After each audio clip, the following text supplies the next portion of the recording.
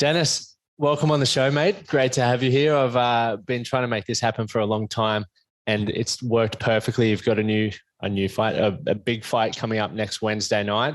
How are you feeling for it in the lead up to it? Yeah, good. I mean, you got me at a good time. The hard work is done, and I'm starting to freshen up now and feel good. So happy to have a good chat with you. But I'm very excited about this fight also, yeah. Yeah, so for those who aren't aware or haven't heard much or watched much of Dennis, do you want to give us a bit of a rundown, mate? We were just saying you've been a pro for 11 years as a pro boxer, which is a huge career. Most people don't even make pro, let alone maintain it and do what you've done for a long time. But I'm fortunate to be able to observe you, not even a lot of your training, but little bits and pieces of your strength and conditioning as you train out of the same gym as myself, and you've got Mucky leading your strength and conditioning there. But what I've seen with how you show up and you do the 1%ers really well, and you're just so dedicated and focused, really inspires me, but it also shows me the level of commitment it takes to obviously be world class. So give it over to you to give everyone a bit of a rundown of who Dennis Hogan is. Yeah, look, professional 29-4, 29 wins, 4 losses. My 4 losses have been in 3 world title fights and against the world number 1. I've had a few world title eliminator wins as well, and to get those world title fights, and I've won 6 continental titles, and pretty much I started here with the Queensland title, the Australian Championship, and then continental, and genuinely worked my way right up to my world title fights. So I'm very proud of that. There was no shortcuts or anything like that, but I don't really believe in them anyway. But when you do it the right way, you don't ever get thrown in the deep end too fast. And I really didn't. I was really ready to get there when it was the World Championship fights, even though I don't have the strap yet. But it's all good. I've truly enjoyed my career.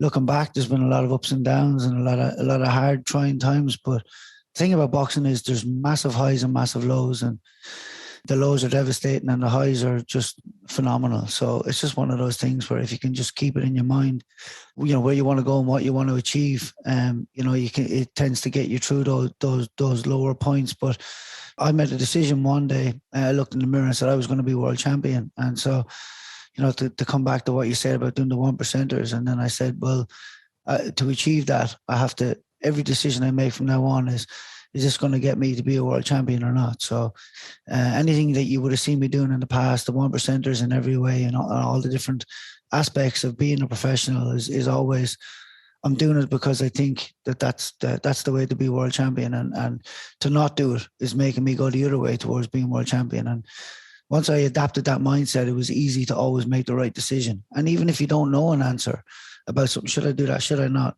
Just sit back and think, is this what a world champion would do? Was this going to get me the world champion? The answers come out of nowhere. It's an amazing thing. But I've adopted that mindset. I've got a great team around me, and I love being in Function Well where you are, where Mucky trains me, and out of Webstrong Gym as well. I love boxing out of there, and I have a great team around me, and I do truly believe that we'll get the strap in the next year. Man, 100% you will. I'm excited for you to have you back on once you probably just wear it on the way into the studio. But what was it like when you were looking at yourself in the mirror that day? Like, how did you know? Was it a gut feeling that you were going to be a world champion one day, or was it your work ethic or desire? Like, how did you know, and what helped you make that decision? I mean, it actually came from something that was a very low point in my life. Was so I have a tattoo here, my grandfather, and the last words he ever said to me was, "Give it everything you've got." And I was 2-0 with two knockouts, and I was getting ready for a big career. And my grandfather got sick, and I had to go home. When I went home, I sort of partied a bit. I didn't handle the emotions very well. And before I'd gone back, before he got sick and slipped into a coma, he had said to me on the phone, he'd realized one day I was drinking, which was a training night. And he just said to me, give up that drink and give it everything you've got. That's what he said to me. And so I was kind of thinking at the time, what's he saying that for? And then when he slipped into a coma and I went home, relatives were told to come back, and I was there and never got to properly talk to him again. I got to talk, but I came back to Australia, and then he slipped away, he died. And I went and when I came back originally, I had to fight within like 2 weeks, and I went and had a draw against a guy I should have destroyed. And then when he slipped away, he felt those words that he said, give it everything you've got, just like echoed just through me. It was just the most surreal, penny drop moment in my life. And so, I mean, I have it tattooed here. And then I just said, okay, well, what is it now I need to do? And I looked in the mirror and I said, from this moment on, I'm going to do whatever it takes. And that's the story. I've just done that for the last 11 years. Love that you did do that, because I guess when you have moments like that of adversity or challenge or mourning, you can go one of two ways. You can go completely self-destructive, which, you know, could have been an option with drinking and potentially drugs and all of that sort of addiction and abuse, but you chose to use it as a massive driving force into the man that you've become today, and the boxer that you've become today. So I think that's hugely empowering for those out there as well who are listening.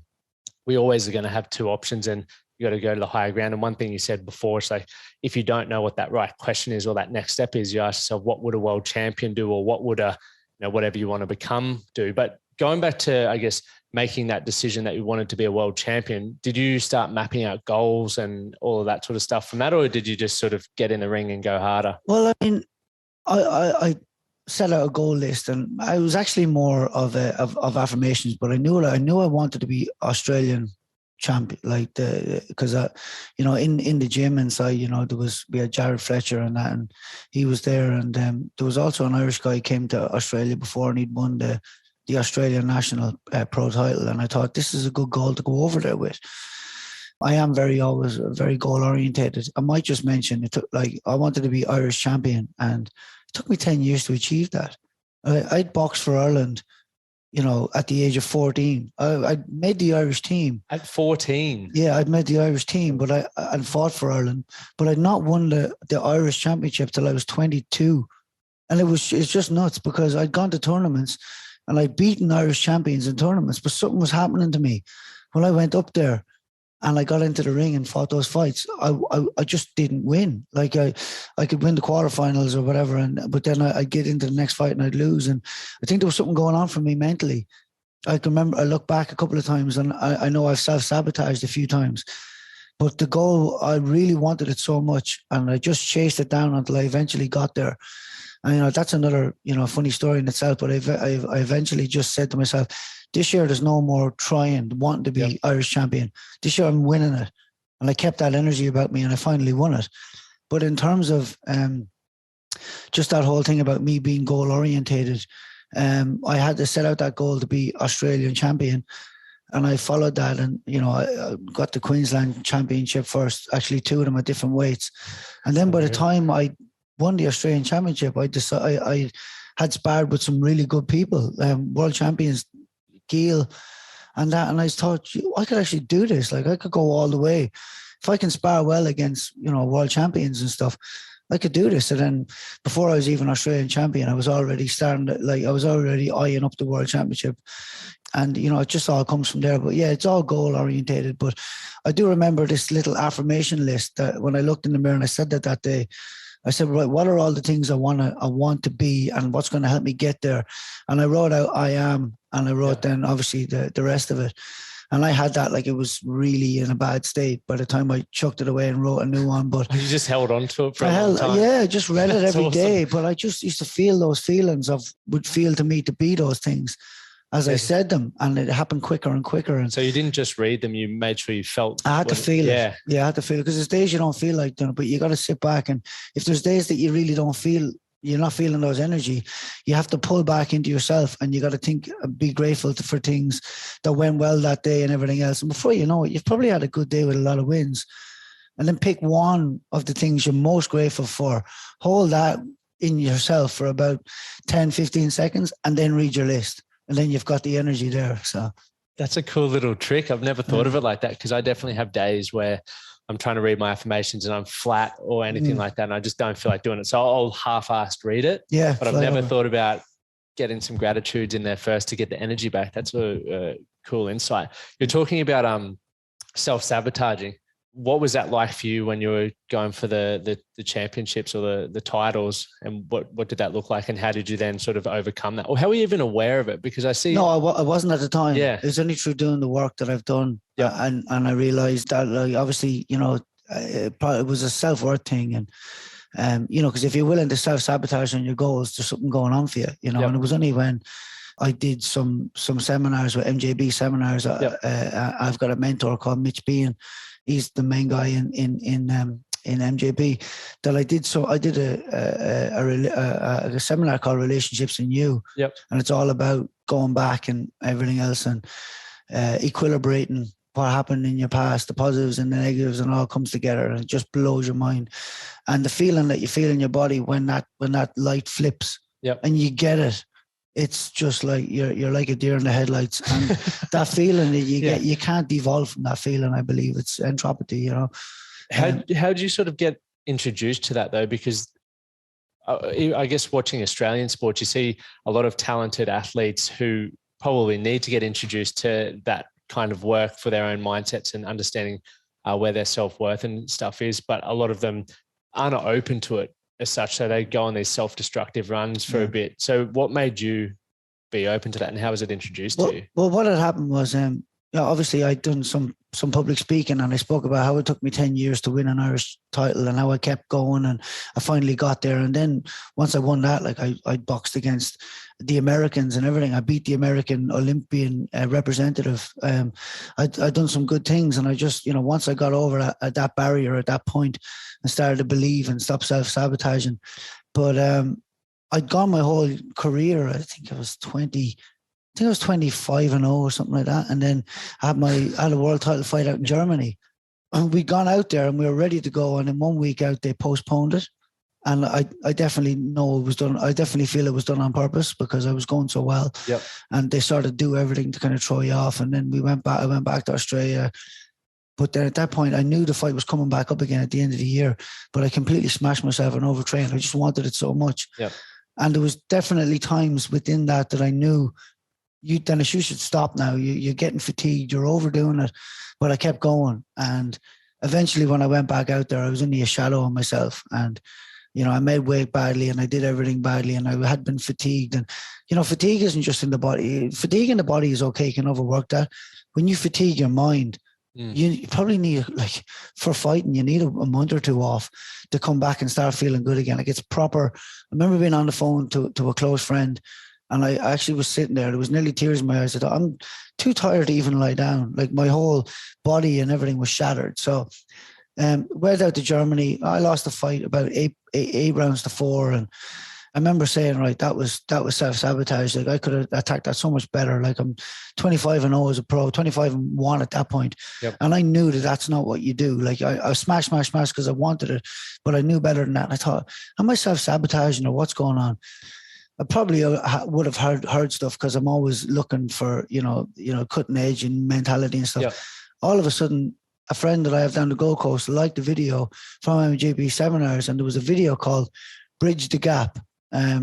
Mitchell Bean was doing it from MJB seminars, and he sat there and he said about self-sabotage and self-worth and how it's all related and everything. I sat there and I watched this 45-minute video just glued on the edge of your It's seat. like he was talking to me, like what I was doing throughout my lifetime. So I just went, right, okay, I've got to do this. I hooked in a coaching call. They told me what I sort of knew at that point and where it was stemming from, which kind of blew me away a little bit. I had no idea I was going to go down that route. But eventually, then within 2 months, I was sitting in a chair in Melbourne doing a seminar, and my life changed forever in that moment. So it's crazy. But then I went and, we actually had a partnership, but I did a other 2 major seminars, and Mitch is still a mentor to me from this day. And that was 2016. It's now 2022. So. Wow, that's unreal. So your first world title fight, when was that? Around 2015. 2015. So how many years had you been boxing until that point? Professional, I started early 2011. So. Yeah. So, and then even before that, you'd had all those fights. I'm trying to win the Irish title and everything like that. So, so from the age competitively from 11, but going to the gym with my grandfather from the age of 5 or 6. Don't know life without boxing at all. That's just the hunger and the determination and the grit to just continue showing up day in, day out to do that is incredible. And the hunger, obviously you set that goal and you made that decision, and you have your granddad's words there driving you as well and your own reasons for wanting to be a world champion, which is extremely exciting. And as you said, it's coming, like it's not far off, which is fucking exciting. And the next week's a crack at getting back up there again for the world title shot as well. For your like mindset, the champion mindset, to actually be looking not just at the physical, because I think as athletes, it's very easy to look at, just focusing on the physicality of things, not the mentality of things. But how much would you say mindset helps you in the ring as opposed to just skill and speed and strength and everything like that? Yeah, look, I'm of the opinion that if you can see yourself as being something and you really genuinely do, I think life conspires to making that happen. Like once I decided I was going to be the world champion, all of a sudden, like I'm down sparring with Daniel Gill and I'm getting all this great sparring. And then Jeff Horn comes along and I'm sparring with him, for the best part of 8 years, and it's just like, I do believe that once you can get it right in your mind and you've got all that going, the rest of life just kind of follows with it. I believe you sort of manifest a route to get there. And if you just keep showing up along the way, it sort of gives you little signs constantly that you're on track. And it certainly gives you signs when you're not on track. And the whole way through it, then I felt like I was on track to make this happen. And there's a couple of things. Because it took me so long to be Irish champion, when I knew I was like good enough to be it in my first year of boxing, coupled with, when I went to school, I wasn't academic and I had an issue with focusing on what, I was being sort of, when this class was going on, attention. I sort of started to give myself this, and this was self-done by me. I started to give myself the sort of self-worth that I wasn't good enough and that I wasn't as good as everyone else around me. And I think that genuinely did stem from school. It was no one's fault. I don't even blame myself, but it was just what I was doing. I was saying everyone else would have a spelling test and I wouldn't even, everyone should teach everyone that this is a genuine memory. Everyone take out your spelling books. I was like, what's my spelling book? And I was in the day when she told people to, because I didn't miss days genuinely. I never really was that sick as a kid. I was like, what's going on? And then everyone everyone was doing the spelling test. And I was just sitting there looking around going, what is happening? And I obviously wasn't listening, and that's on me, but all this was going on and I just genuinely really couldn't tune in for whatever reason, because nowadays I can do that. And especially in seminars, I'm glued to what's going on and self-development and all that stuff in boxing. Even now talking to you, I'm fully clued into what's going on. But back then I just couldn't do that and I don't know why. Do you feel it could be because you now understand how what you're, the conversations you're engaged in or what you're learning can benefit your life and your performance as an athlete, as opposed to, I was really similar at school. I was learning mathematics and all of these things at school. And even languages, for example, I couldn't see or wasn't explained to me how it could help me in the future. So I didn't give a shit. If it wasn't sport or if it wasn't art, even where you could, or, woodwork where you could see something straight away. For me, learning Japanese, I was like, or French, I was like, and I ended up living in France. That would have been helpful had I stuck at it. But I think now I'm very similar to you. I'm so clued into, I love having conversations like this, reading, attending events and seminars or networking with like-minded people, because I'm hungry to see how I can learn and develop the skills that they have to improve my life or improve the impact that I can have. Yeah. But if there's stuff that I don't feel is going to add value to my life or it's going to help me add value to other people, I just can't focus and I couldn't really give a shit about. That's what I always think about. And I think, even with schooling today, one of my clients, his son's a super academic dude and he's got twins. His other son just doesn't really like school, but loves YouTubing. I'm like, you can make a career out of YouTube now. Like maybe you should invest some time into teaching him how to YouTube and understand filming and everything like that. But it's an interesting time and obviously focus and then ADHD and all this sort of stuff. It's overwhelming, but it's definitely very interesting. That's for sure. Look, it is, it is very interesting, and I don't know if the language era back then, if I would have been diagnosed with something like that, I don't know. But one thing that I did start to sort of get into my mind was that MJB and Mitch, they show you how to get your values, your top 3, but then your top 5. But Mitch says, if you live your life in accordance with your top 3 values, you're going to be always on track. And once I realized that I have been doing that since I went pro, my whole life and my energy and myself and everything changed, my focus, everything. And I suppose when we was in school, that wasn't hitting my values at all, like any of those things that was going on in school, or at least I couldn't attribute to what was going on to my values, And I think that was the issue. But, you know, it was like, well, for me, when I was sitting there, it was like, you know, that saying that if a fish judges its ability, judges itself on the ability to climb a tree, it'll you know, it'll always, exactly. you know, and that's what was going on for me, you know. But when I look back, it's funny because then I'd feel that way about myself, but I'd go out and play football and be skinning people and,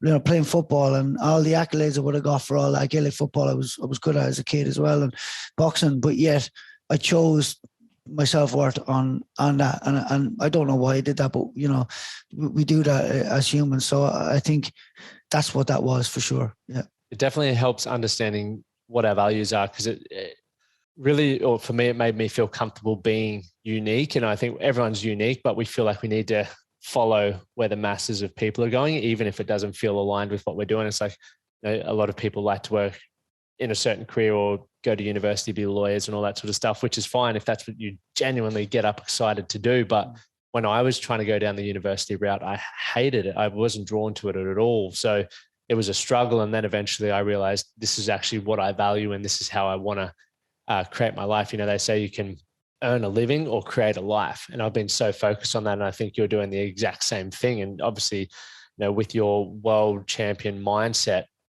you've managed to make a career out of it as well, which is fucking exciting. Like it's so exciting. But for yourself, like you did 2 world title fights in 1 year, right? In 2019. How was it prepping for that? Because would you normally back up that quickly? Because I've noticed when people sort of get close to those and I'm a boxing novice here, so I can't talk in any of the technical stuff, but from a mindset perspective, I guess it'd be like going to the Olympics twice in 1 year. Like generally you have a 4-year cycle to prep for that. But for boxing, how was that, I guess, on your mindset, your preparation, even the sacrifices, right? Because you've got a family as well. So how was it sort of managing all of that? Yeah, look, I mean, I'm in my first year as a pro, right? And this is an exception. I had 11 fights in my first year. 11? Yeah. 1 a month? Yeah, it was close. Unless it was 9 and 11 months. Yeah, I think it was 9 and 11 months I had. And I just hit it hard, you know.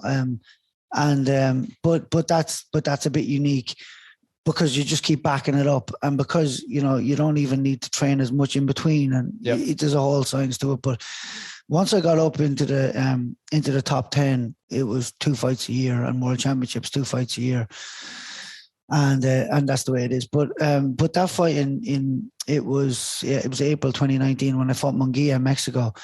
You know, we had 6.5 weeks notice for that fight. And so what's the general, I guess, camp period? 12. Yeah, so you had half the amount of time to prep. But I went hard and fast, and that's something that I'm good at. I'm good at, like I said before, with the Germany fight, and I just kept training hard and hard. If you give me a smaller amount of time, I'd be much better off getting a smaller amount of time to hit it, because I can just drive. Yep. You know, and we sort of did it this time too. The 2nd of March, being usually fights don't happen until mid or end of March, but I was able to just hit this so hard and go for it. But anyway, back in 2019, we had that, and I remember like I just trained so hard in that space of time that I remember thinking, like, I was just like, we get this fight over, and I'm looking forward to a big break. And I did have a big break. Went back to Ireland for like a month, and but even regardless, I still got back in and started training a bit after a couple of weeks, because I don't know, it's just something that's ingrained in me. But then we had the fight in Brooklyn, New York, in December for the middleweight world championship.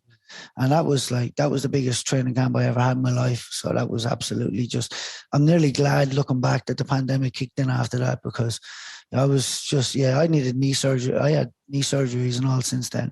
Like that 2019 year just ripped my meniscuses apart, and it really done me bad. All right. Yeah. How was it boxing with the injuries and everything like that? Did that play on your mind, or? Yeah, no, not really. No, it doesn't now. You know, meniscus, I had a neck surgery in 2012, 2013, and I've just had the 2 meniscus. Other than that, like I genuinely am good and ready to go. But that 2019-year-old just really did smash me, like, mentally and physically. And in 2020, when I went to Vegas for a training camp to fight an eliminator with Julian Williams, And then 2 weeks after the fight, he got COVID.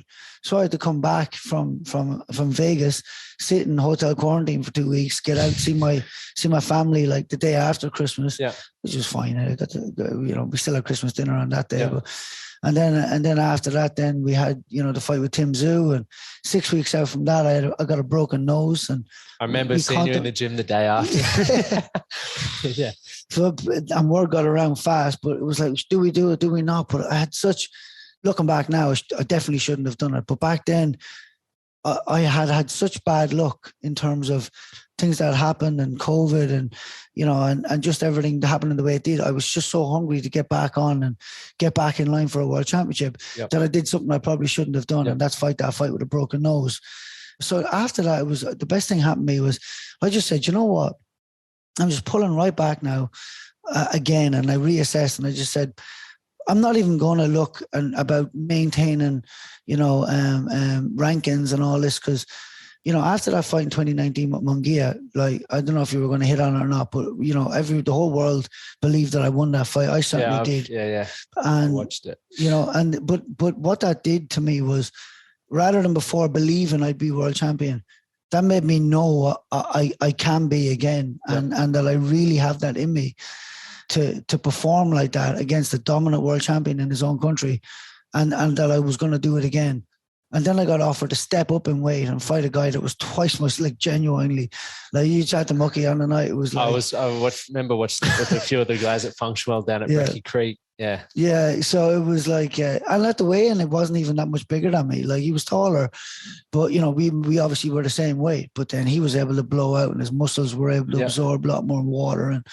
And again, as I'm telling you this isn't for any other reason but the fact that, there was lessons involved. And, it's, when I done public speaking, and I stood there and I talked about overcoming adversity and doing what you got to do and all of this. And, I talked a big game and I believed it. And it's like as if the universe just turned around to me and said, okay, well, you've talked about it now prove it, and throughout all of this stuff happening, I've there's a lot of people thinking, you've probably come to the end of your career. And I know a lot of people out there right now believe that I'm over it, like that I've gone over my peak and I'm coming back down again. It's truly not how I feel. And I think my performance, and I know my performance next week is going to show that. But there's people right now that probably don't think that and think 37, he's not going to be able to do this. But I just genuinely went through the worst run of luck. But I've never given away the dream, and I've the lessons that I've learned from it, I've taken, and I've really applied. Like that time after that Germany fight and everything that happened there, I've learned so much from all of that. I won't go into a fight injured now again, and I think the biggest thing that I'm focused on right now, and the last point about it all, is stop forcing and just find alignment. And, that's a meme, I think, but it really resonated with me when I seen it. I thought, what am I, like, after that one with Munguia and then forcing to get back up, and then I fought a guy heavier than me, and then I done this, and then I pushed with a broken nose, and, leaving Australia in a pandemic, I was just forcing. There's nothing wrong with wanting to kick the door down. But I just said, you know what, by force, and I'm throwing myself out of alignment, and I'm at the mercy of everybody and everything. Just pull back into myself, make sure I'm ready when it comes, be ready, stick your nose out, trying to find what's happening in your best fight and best opportunity to get back up there. But all of a sudden I go down, I took a fight with Tommy Brown. He's a former two-time world title challenger, and he won a world youth championship. Had a great fight against Tommy and win. Within a couple of weeks, I wasn't even making a plan. I was just back in my energy again.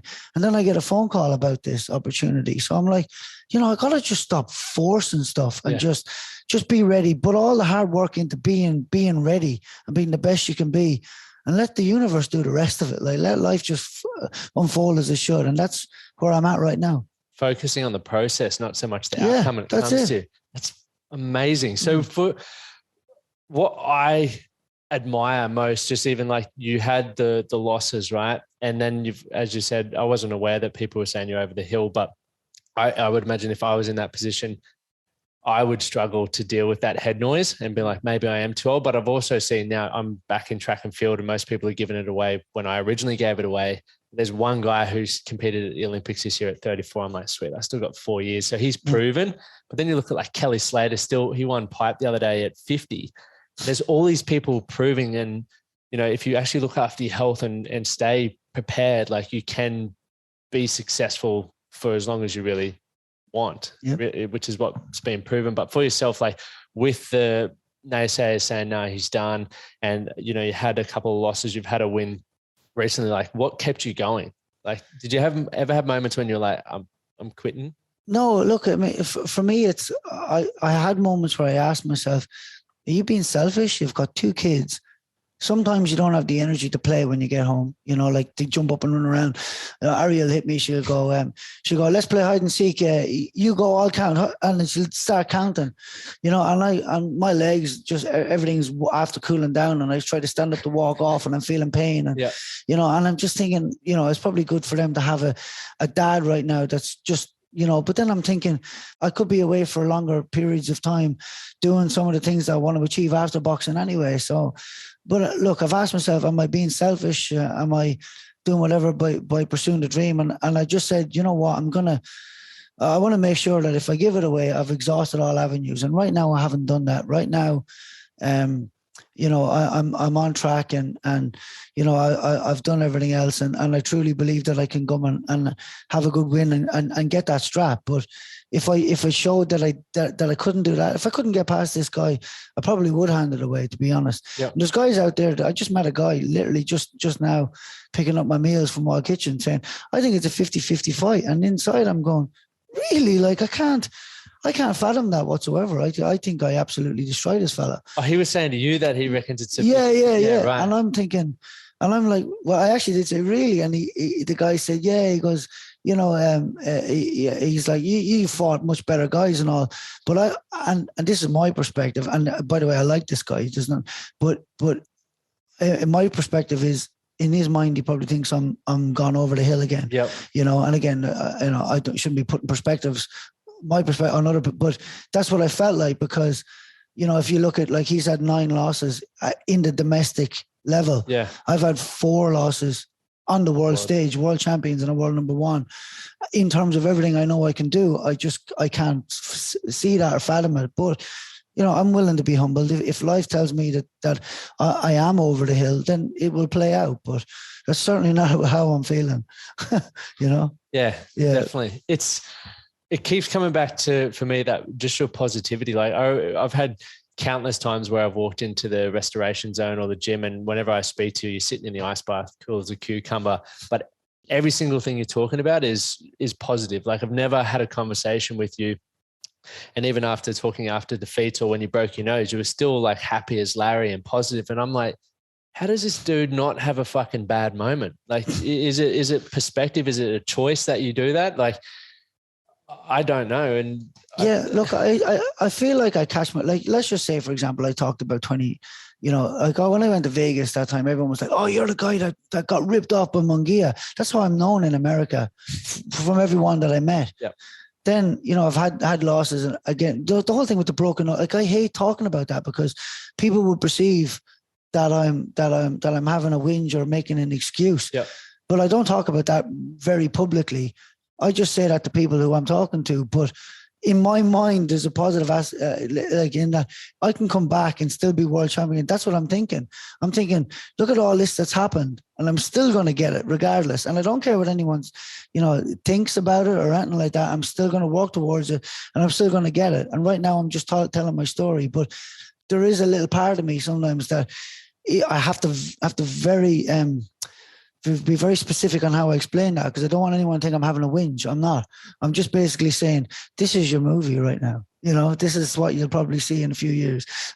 If it's not, it doesn't matter. But, you know, I'm inspired about this motivating or inspiring other people, you know, because this is the sort of thing that, you know, inspires me. So, mate, you got to be your own. In seeking the uncomfort zone is where the inspiring stuff happens. And as you were saying before, like there's days where your daughter, Ariel, wants to play hide and seek and your legs are sore and you're like, maybe I should do it. But you're being the best possible role model by pursuing your dreams, because you see people all the time saying pursue your dreams, but they're sitting on their ass at home they gave up on their dream years ago, and here you are at 36, 37, still fucking doing it. And for me, even me, like I'm 30 and I'm grinning ear to ear, just being like, I can't wait to watch the Netflix doco come out when it's your story being told and you've overcome all of this adversity. You've had a rock solid mindset, been an incredible role model, still extremely humble. Like I feel privileged to have you on the podcast here, but then you've just continued to beat down the door and your opportunities come and you've done it. And for me, like you just lead the way in, obviously one, you know what you want and you're hungry as to get it, no matter how many times you get knocked down. So you get up again and go harder, but you're also learning, like you're reviewing what's worked well for you, what hasn't. Like, you know, that Germany fight, you learn a little bit about going into a fight with a broken nose and all of this experience, which makes you a more well-rounded fighter and more experienced fighter than someone who's younger and maybe a little bit faster, but you've got the experience that others don't, because so many people go through life and they get knocked down and there's two options. They can stay down or they can learn from that and be better. And you're just fucking walking the path for so many. And it's inspiring for me because once again, now hearing that people think you're over the hill, I'm like, fuck. Me even questioning that I'm over the hill in my chosen sport. What am I doing? Like you just got to do those 1% as well, right? Look after your sleep, your nutrition and everything else like that so that you know you're exhausting every possible avenue to be the best. Yep. How do you see the fight going next week? Like, what does that look like for you? For me, it was after Christmas when the fight got done. It was like, you know, southpaws are 1 in 10, you know, it's 10% are lefties, I think, something to that degree. To find a lefty straight after Christmas here in Australia, because, you know, the things don't usually get kicking off again until coming close to February. It was like, well, who are we going to fight? Because my opponent's a southpaw. Who are we going to get? Next thing, Farish Chevalier jumps in. He's world number 6 as a light heavyweight. Yep. We get lots of rounds with him. We get another couple of southpaws around to fill in gaps. And then the number 2 light welterweight comes back from Miami, Liam Parrow, and helps me with 2 big spars as well.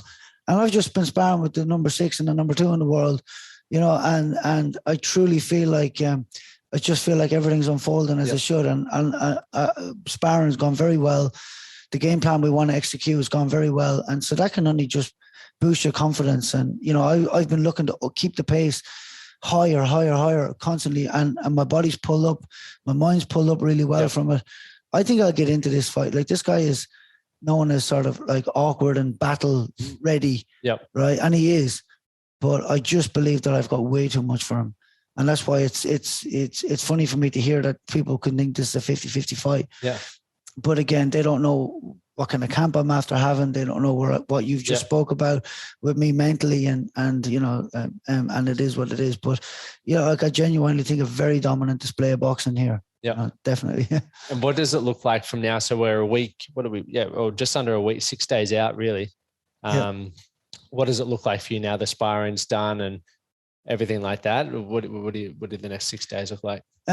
So tomorrow I'll do 6 rounds of pads with Zach, and I'll jump to 2 in the bag and then 4 shadow and skip. And then you know, and then Saturday I'll do explosive movements with Mucky that will, you know, Mucky doesn't train me like a boxer for the most part. It's all general strength and just generally getting stronger and you know, all those areas. And then it's only in the last while we get very specific on movements. But I love this part. I love getting stronger and then seeing what I can do.